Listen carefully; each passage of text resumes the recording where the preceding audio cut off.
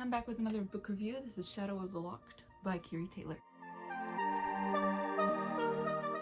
Here's the summary.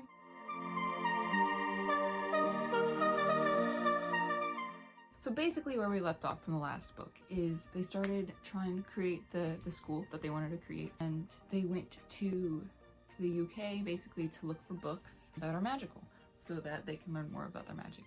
And then this dude pops out of a book. He was locked in a book and they were like, what the frick? And he was like, oh, where am I? We don't get a lot of stuff about him in this one because there's a lot going on between Margot and Nathaniel, and they're also trying to grow their numbers. They're trying to find other people. They're trying to find other books. Borden and Margot end up traveling because they're expelled.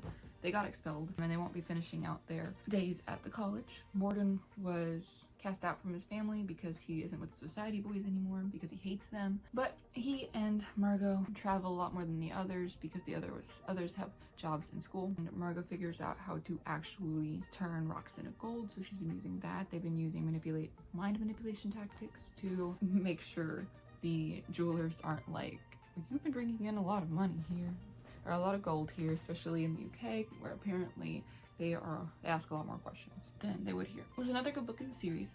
I did enjoy it, and there was a point where I was like, I think I know who this person is or whatever, and I was right. The battle scenes, there were like 2 of them. They were short, and I kind of wish they had more description, but they were good nonetheless. I did enjoy it. It's another good book in the series.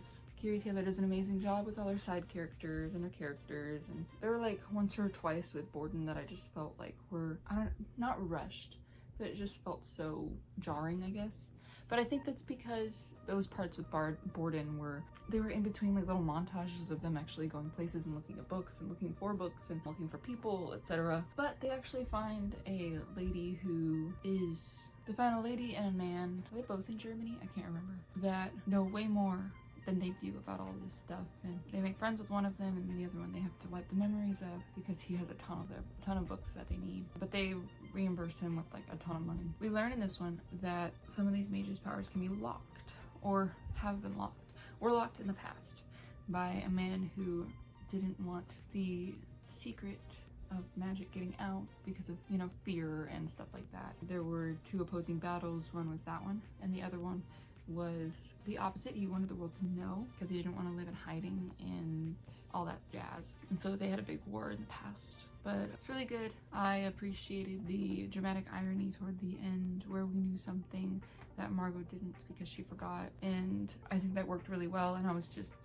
waiting for whenever the holes would poke through because we've learned that that happens. Because she went and did it to Borden with the society boys whenever they bullied Nathaniel, and that's how we learned Borden was one of the mages. I think there's quite a bit to wrap up in the last book because the last book is the next one, and I am excited to see where it goes. So yeah, reading this book series for a little while. I just have been busy, So yeah, that is Shadow of the Locked by Keary Taylor. Link in the description or in the description. I hope you enjoyed, and I hope you check out this book series. I love Keary Taylor books so much, and yeah, thanks for watching. I'll see you in the next one.